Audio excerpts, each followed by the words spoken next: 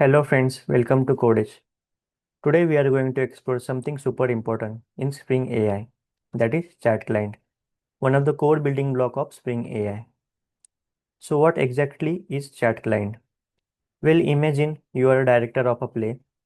You have got actors, but someone has to manage the scripts, the cues, and the flow of a dialogues. So that is a ChatClient.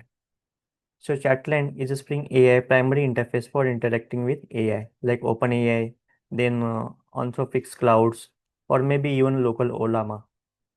Think of it as your conversation manager. So it orchestrates the entire flow between your application and the AI model.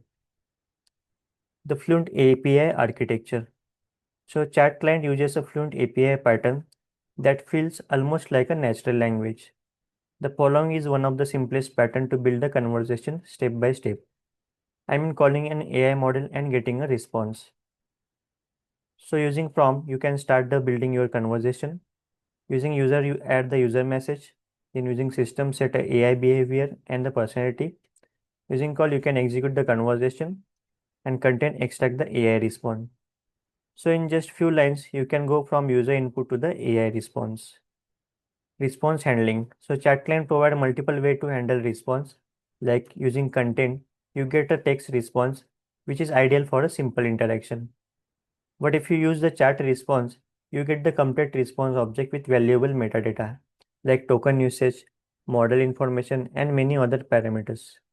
So this is useful for monitoring AI usage in the production application and to understand the system performance. System and user messages. So user messages are what the human asks, and system messages are the instructions that define the AI role, personality, and the behavior. Think of system messages as giving your AI a job description, like you are a professional meeting preparation assistant. Set the tone as expertise level and interaction style. So this transform your generic AI into the specialized assistants. Configurations and customizations. So chat clients allow precise control over AI generations through options like temperature, token limits, and there are other parameters as well, by which you can configure the behavior of the AI model. For example, token limit control the response length and the cost. Reusable configuration. So instead of repeating configuration for every request, you can create a pre-configured chat client instance with default system message and options. So this ensures consistent AI personality across your application. For example, if you are building a travel planning agent or a bot, in that case, you can specialize your AI bot using this functionality. So that's all about the theory. Now let's see how this works in the practice. Let's go to the Spring Initializer and let's generate the project. So here I'm using build system as a Gradle. This is a recent version of Spring Boot as of now. And let me give the group name. Let me give the project name. And this will be our package name. Java version I'm using as a 21. Let's add a dependency. So first dependency I'm adding for the web, as we are going to call the APIs. Let's add dependency for OpenAI to call the models. And let's add dependency for the theme lib, as we are going to add one simple UI just for representation purpose. So let me generate this project and open into the IntelliJ. Okay, so before starting the coding, let's go to the OpenAI account and let's generate the API key. So I have already logged in into the OpenAI account. Go into the API section, search for the API key and generate the secret key. I'm giving name as a test key and selecting the default project, create the secret key. And let's add this key into the application.properties of our application. Let's go to the application.property. If you see, it is in the resource folder. And let me add this property, that is Spring AI Open AI.api-key. And let's add that secret key here. Just copy and add it here. In the production application, Do not add secret key into the application.properties, and do not push this key into the Git repositories. So this is the demo application. So I can use the key in the application.properties. Now next what we'll do, we will add one simple UI just for the representation purpose. So I already created one HTML page. Let me add it here. And if you go through this page, it is extremely simple page. So this is just a CSS designing. And here I have added one text area to enter the user input. And this is a button to send the prompt to the AI or to our APIs. And I have just written the simple JavaScript function. What it is doing, it is just taking the text that is entered by the user in this text area and getting that value into the input. Next, I am getting the value from the chat box. So if you see here, I have div ID with the chat box. So I'm just getting that element, okay, and I'm just creating the inner HTML here where I am assigning this question that I have taken from this user input. Okay. Now here I am just calling the API which I am going to write into the controller. And once we get the response, we will paste that response into this div and we will insert that div into the inner HTML. Okay. So don't worry, you don't require to understand this code if you didn't understood completely. This is just for representation purpose. You can call directly an API and you can get the response from the OpenAI. Okay. Now let's go to the package that we have created and let's create our first controller. I am creating as a UI controller. Let's annotate this controller with the controller annotation, and this controller we will use to call this UI page. So I'm annotating with the get mapping, and let me create the method that will be string show index page. And what it will return? It will return the name of the index.html in the string format. So name of the HTML is index.html. So I will return the index. So Spring will automatically call this page based on the name of the HTML. So let me run this project. To run the project, just go to the main class and click on the run button. Okay, so our application started. Let me open the browser and let's call the URL localhost colon 8080. Okay, so this is just a simple page.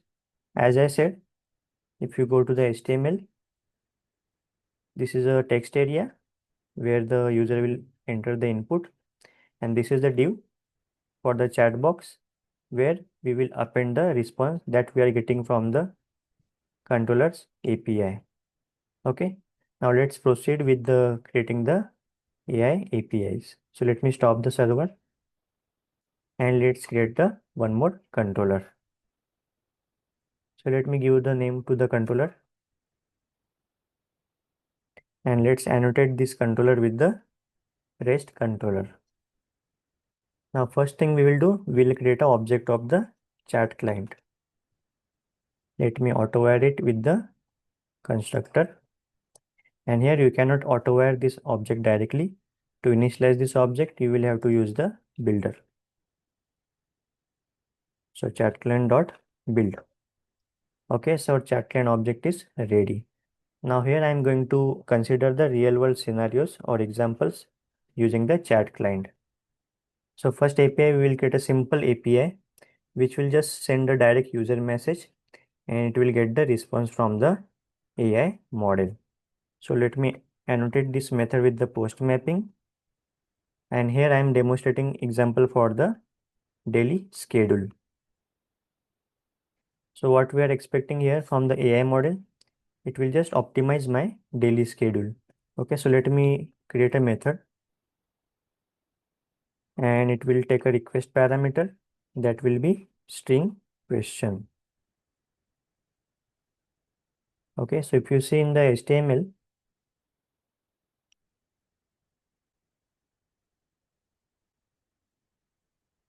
here we are sending the request parameter to the API.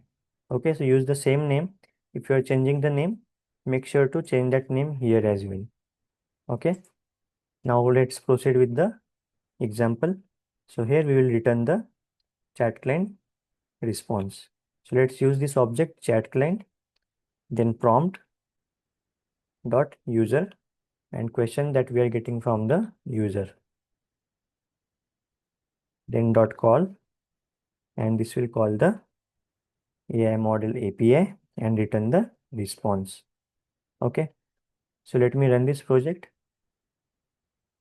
and let's go back to the UI and let's add the prompt. So let me go back into the index.html page. So here I am using the API daily-schedule. Okay. So make the same change in the page call as well. So here just change the API names. So I have already added the API name, that is daily schedule. So in the subsequent example, we will change this string according to our API path. Now let's go back to the UI page. And here I will ask the question to the AI model that will be like this. So I have already prepared the list of questions or examples to make the API response consistent for the demonstration purpose. So here I am asking, I wake up at 7 a.m., work from 9 to 5, and want to add exercise and reading time. Help me optimize my schedule. And let's send this question to the AI model. Okay, now you can see we have successfully got the response from the AI model with what we are expecting from the AI model. So we wanted to get the daily schedule with optimize with the times and the required work. So it has written the schedule according to the timings. Okay, now let's go back to the controller and we will see some other examples. So let me stop this server. So here in the next example, what we will see, here we are just returning the content. Now next what we will do, we will return the full object and check what it returns in the response. So let me create a new API that will be of the type post mapping. And here I am taking example for the email drafting. So AI will help us to draft the email. So let me create a method draft email and same code we will use here. Just a change will be, let me remove this. So it will take the request parameter. Okay. And it will return the chat response. So if you remember in the introduction section, I explained it returns the multiple parameters. So let's see that parameters. So return type will be chat response. Now let me extract the content from the chat response.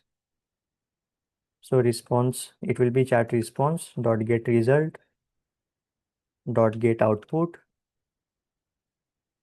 or you can do the toString. Next, I will extract the metadata equal to like this. So what I'm doing here, I'm just formatting the string and just formatting the data that I am taking from the chat response. So what I'm doing here, I am taking the model and I'm taking the total tokens used for this response. Okay. And I will return this content and metadata. And if you want to see the full response, we can do the sysout. Let's print this chat response. Okay. So let me change this string in the API call of the UI. So it will be email draft. And let me run this project. And let's refresh. So this time I want AI to draft my email. So let me put the question like this. So draft an email to my manager requesting a meeting to discuss my career development goals and potential promotion opportunities. Now let's see what AI returns, and we also see the metadata that is written from the chat response. Okay, so if you see, it has written the proper response what we have expected in the form of email. And so this is the content, and if you see in the bottom, this is a metadata where it is saying the model it is getting used internally, and these are the tokens it used for this request response. If you see into the console, so this is the response object we have printed on the console. So this is the metadata where it is representing the ID, then prompt tokens, then completion tokens, total tokens. These are the rate limits. These are the token limits. So these are all the parameters it returns in the full response. Okay. Now next what we'll do, we will see the example with the system message. Okay. So let me create a new API again. So I'm creating multiple APIs just to give you the context how we can create the different scenarios with the AI and how we can use the different patterns with the chat client. Now in this API, what I'm going to do, I want AI model to prepare my meeting. Okay, so let me add the path meeting hyphen preparation like this, and let me create the method prepare meeting, and it will accept question. Okay, let me rename this, and this will be the request parameter. Now let's add the system message to our prompt. So return chat client, then prompt dot, let me take on the new line system, and here we will add the system message. After that, it will be user, to which we will add the question, then dot call dot content. So we are just setting the context for our AI model by providing the system message, and based on the predefined context, it will return the response based on our question. So I have already created one scenario which I will put here in the system method. Okay, so this will be the system message. So let us understand what I'm doing here. Let me take it on the new line. Let me remove this. Okay, so what it is doing, I'm just setting the context like you are a professional meeting preparation assistant. Create a structure agendas with the clear objectives, time allocation, and actionable taking points. Focus on productive outcomes and efficient use of meeting time. Okay, so this is the context I'm setting for this API, or you can say to the AI model. And what it will do, it will transform the AI into the specialized meeting planning expert. Okay, so let's change this API path in the UI page. Let's run our project. Let me go back into the browser. Let me refresh it. And I have already prepared the question. So I have a quarterly review meeting with my team next week. Help me to prepare an agenda and taking the points. Okay, so let me send this message. Now you can see it has written the meeting agenda with the provided context. So it is written in the agenda, actionable items, and preparation for the team members. Okay. Now next what we will see? We will see how we can provide the multiple system message to the API. And by using this, you can give the incremental instruction to your AI model. So let me create a new API for this as well. So post mapping. So this time I want my AI model to behave like a learning planner. So let me give the API name as a learning hyphen plan. And let me create a method. It will be public string create learning plan, and same that will be request param. It will receive the question. So let me copy this part. Okay. And this time we are going to provide the multiple system message, then user message, which will take the questions, then call dot prompt. So we are going to provide the incremental instruction for the learning plan. So first context I am setting as you are a personal learning and development specialist. Next context I want to give as create a structured learning plan with the clear milestone, resource recommendations and the progress tracking. And next instruction I am giving as like this. Adapt your recommendations to individual learning styles and time constraints. Okay. And let me return here content. I have written the wrong thing. So it will return the content. So here what we are doing, we are giving the incremental instruction to our AI model. Okay. And based on this context, when the user asks the question, it will return the appropriate response. So let me run the application again.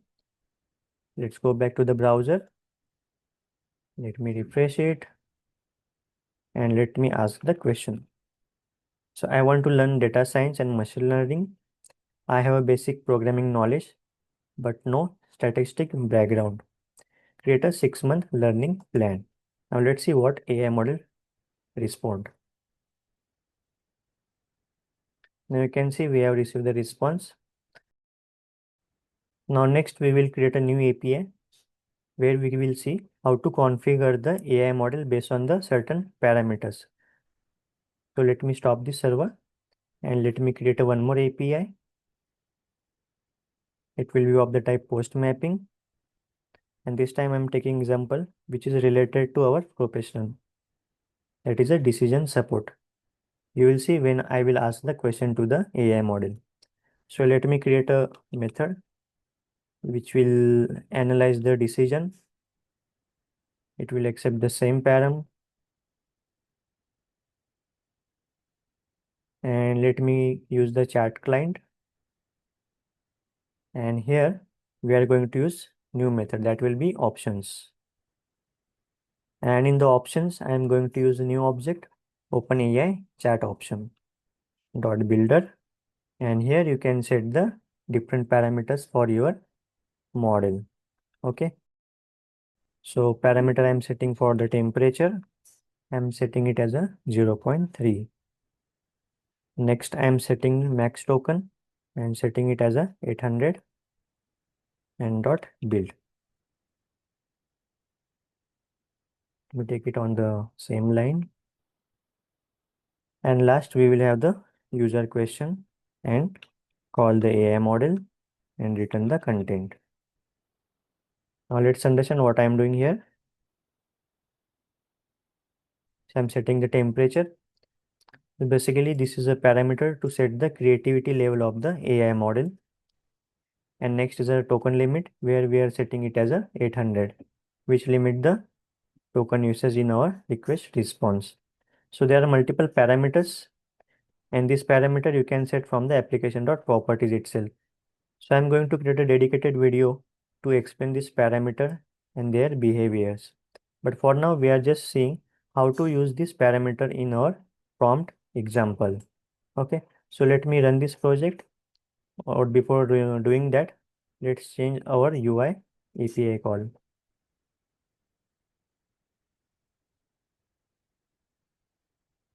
Let me go to the browser. Let me refresh it. And let me ask the question. Now, if you see the question, which is certainly related to our profession, right? I am considering whether to accept a job offer in another city. The salary is 20% higher, but I would have to relocate and leave my current team. Help me analyze this decision. Okay, so let me send this message. Now you can see it has sent the response. Now let me change the parameters.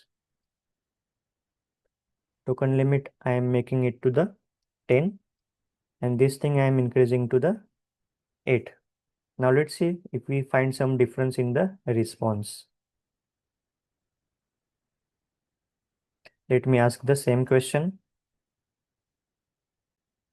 If you see, we have just got the truncated response because we have limited the token size. Now this will also change the behavior. If I make it to the 800,